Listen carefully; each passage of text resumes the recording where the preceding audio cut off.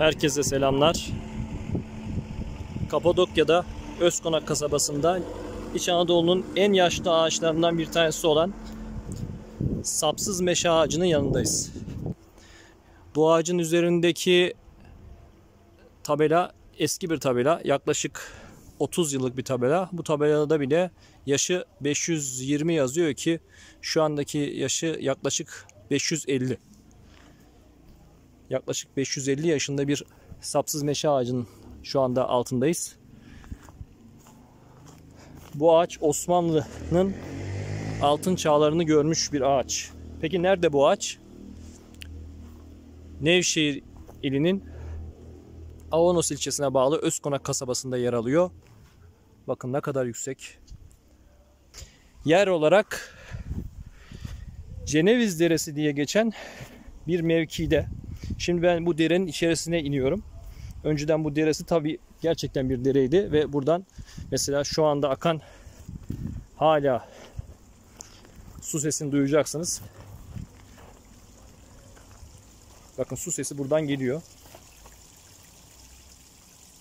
Sesi duyuyorsunuz. Şu anda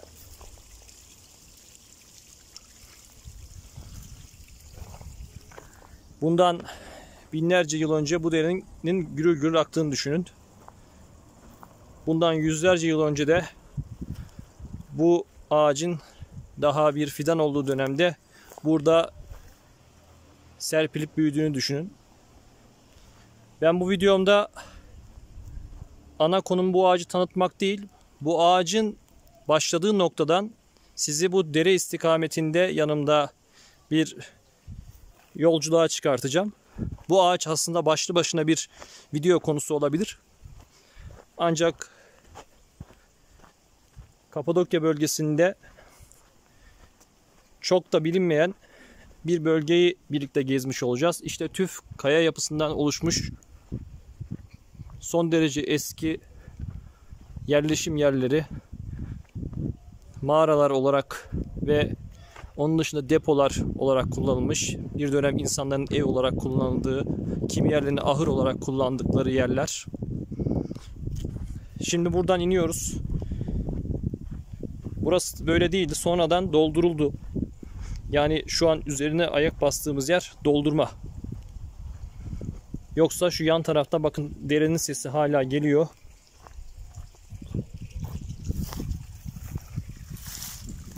Gördüğünüz gibi. Buranın tamamının aslında böyle bir dere olduğunu düşünün. Mesela burada bakın bir ceviz ağacı var. Burada insanların bu dereye bakan vadinin sağlı solu taraflarında eskiden evleri vardı. Hala buranın üzerinde devam eden yapılaşma var. Özkonak kasabası eski ismiyle Genezi'nin en eski yerleşim alanının içerisindeyiz. Yani zamanında insanlar bu vadinin sağlı sollu taraflarına yerleştiler ve buralarda hayatlarını sürdüler. Nesilden nesile burada insanlar yaşadı.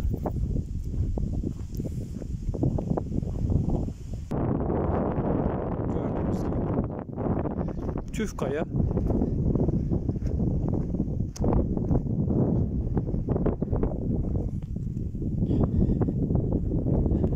Şimdi buradan bir yürüyüş yaparak birazdan bu ağacın selamladığı başka bir yere götüreceğim sizi.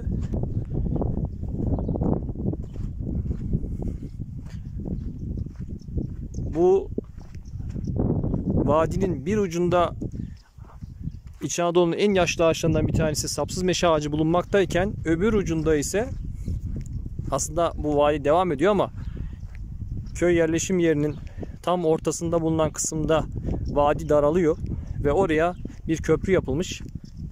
Bu köprüyü de kim yapmış biliyor musunuz? Yavuz Sultan Selim yaptırmış. Birlikte buradan yürüye yürüye şimdi Yavuz Sultan Selim Han'ın yaptırdığı köprüye ulaşacağız. Çok ilginç değil mi? Arkamda şu anda bir anıt ağacı kaldı geride. Ve ben bu vadiden yürüye birazdan o köprüye varacağım. Tabii ki kolay olmayacak bu. Yürümem yaklaşık bir 10 dakika alacak.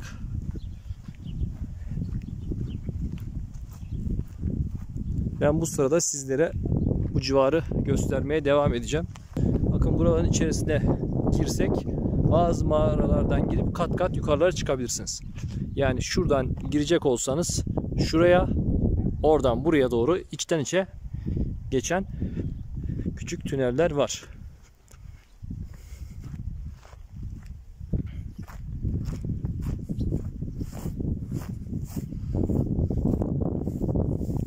Örneğin bakın, yine Ayazma olarak bilinen su.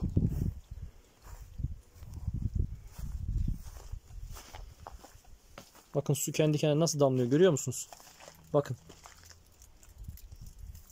Bakın bu suyu burada birileri alıp biriktirip sonra kullanacak. Birileri bunu bilerek koymuş. Buradan akan suyu birileri kullanacak. Belki kutsal olarak sayılıyor. Hala kutsal olarak görüldüğü için altına şişeler konuluyor. Gördünüz mü? Bakın buraya da konmuş. Şişe dolsun diye. Yani binlerce yıllık bir inanışın devamı olan şey şu anda burada canlı şahidiyiz bunun.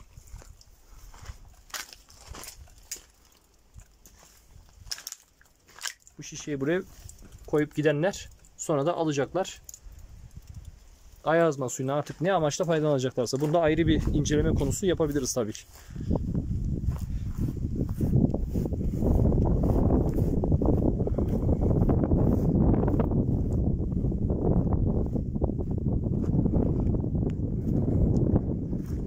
Gördüğünüz gibi mesela buralarda mağaralar var. Ben bunların içlerine girmeyeceğim.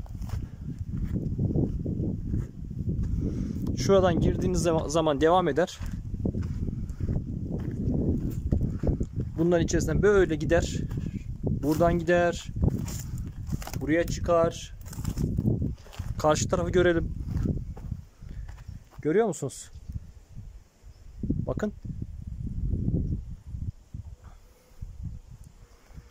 Başka bir zamanda böyle bir mağara bölümünün içerisine gireriz.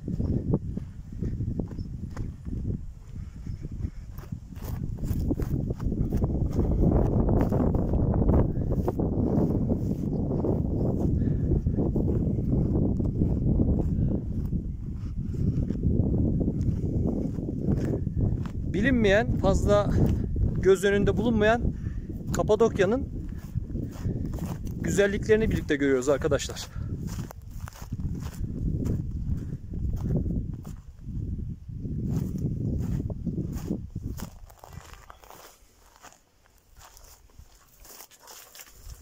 Bakın buradan gireyim, öbür taraftan çıkayım mesela. Tabi buralar biraz tehlikeli, göçebilir. Bakın bunlar taka. Buralarda zamanında hayvanlar bağlanmıştır. İçerisinde hayvanlar için ahır şeklinde kullanılmıştır buralar. Ama iç içe gidiyor. Buradan bu şekilde gidiyor. Daha derinlerinde gidecek yerler vardır. Biz buradan çıkıyoruz şu anda.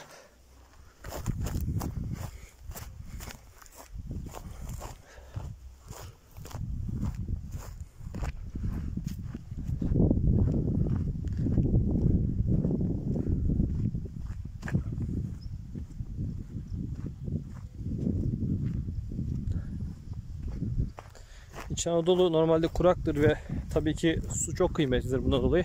Ama bakın bazı yerlerinde su kendiliğinden en kurak dönemde bile öyle akıyor. Şu bölgeyi görebilir misiniz mesela? Yaklaştıralım.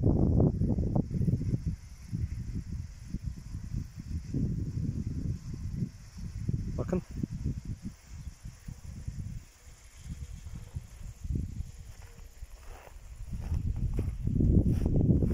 Evet.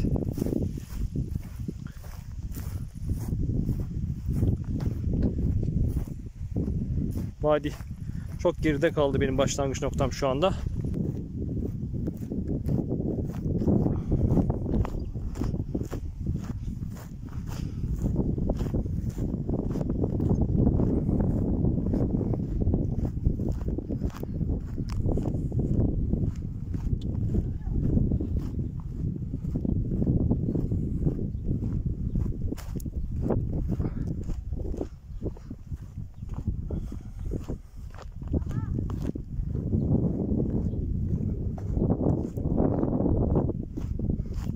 Bakın ne kadar geride kaldı.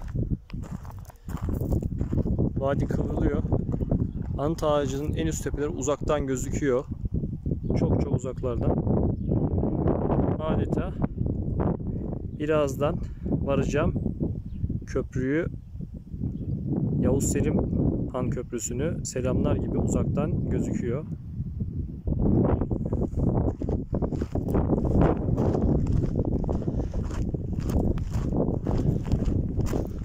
Karşında bir saat kulesi görüyoruz. O saat kulesi yeni.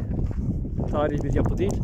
Ama birazdan birlikte göreceğimiz köprü tarihi bir köprü. 1500'lü yıllara dayanan Yavuz Sultan Selim Han'ın Doğu Seferi sırasında yaptırdığı köprüden geçeceğiz.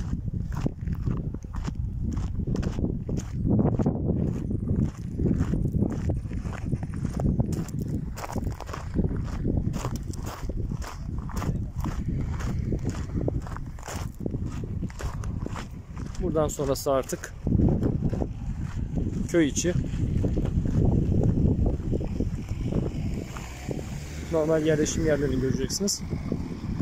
Ama aslında dere buradan sonrasında devam ediyor tabi.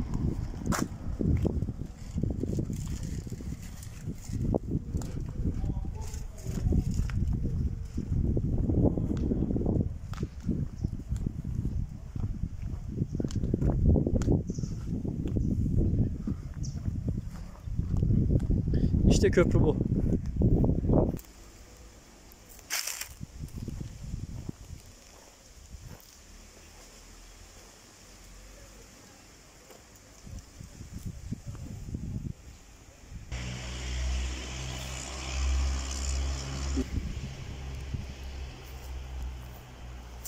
Şimdi köprünün üzerindeki köprüyü tanıtan yazıyı birlikte okuyacağız.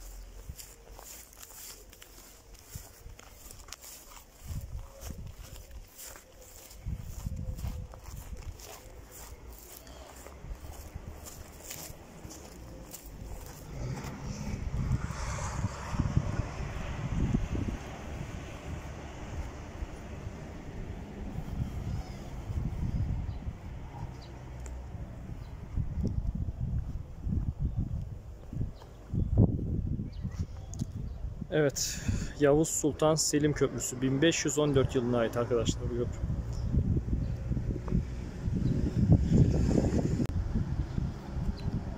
Tabii yan tarafına sonradan derenin üzerine başka bir köprü daha yapıldı. Köprülü geçit daha yapıldı. O daha geniş. Araçlar normalde artık oradan geçiyor.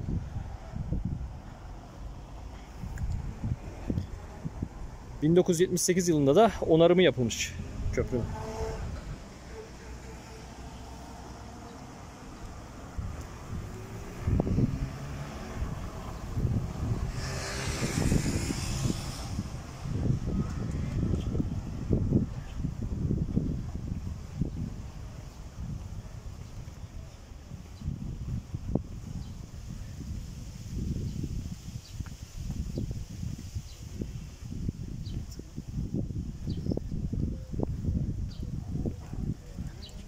Evet. Bir haritacı adımlaması yaptım. Geniş geniş hemen hemen her adımın 1 metre gelecek şekilde adımladım. Ve 45 adımda buraya yürüdüm. 45-50 metrelik bir köprü yapılma gereği duymuş zamanında. Düşünün ki buradan geçebilmek için. Yani buraların dolu olduğunu düşünün. Böyle olmadığını düşünün. Buralar hep dolduruldu. Peki öbür tarafında ne var? Burası başka bir videomda anlatırım. Bunun için ayrıca bir video çekerim. Burası Kapadokya'nın pek çok deresinin, su kaynağının birleşme noktası. Ziyaret Dağı olarak geçen, dağdan aşağı inen su kaynakları, oluşan küçük küçük derecikler birleşerek işte bu dereye geliyor. Bu dereden de kıvrıla kıvrıla nereye ulaşıyor? Dönüp Kızılırmak'a ulaşıyor.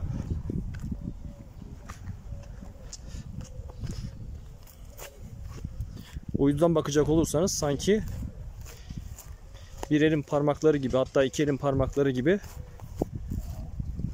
uçtan birleşip sonunda kıvrılıp Kızılırmak'a doğru gittiğini görürsünüz. Şimdi doğal olarak dere bitmedi aslında. Dere buradan sonra da devam ediyor. Buraya inecek olsam burası daha derin. Ve burada da kaya yapısı aslında devam ediyor. Buradan kıvrılıp şu kısmın içerilerinden devam ediyor. Günlerce sürecek bir safari konusu olabilecek yerler buralar. Bugün 23 Temmuz 2021. Yazın ortasında bile İç Anadolu'da bir şey görebiliyor muyuz? Hiçbir şey göremiyorum ben mesela. Siz görebiliyor musunuz? Evet.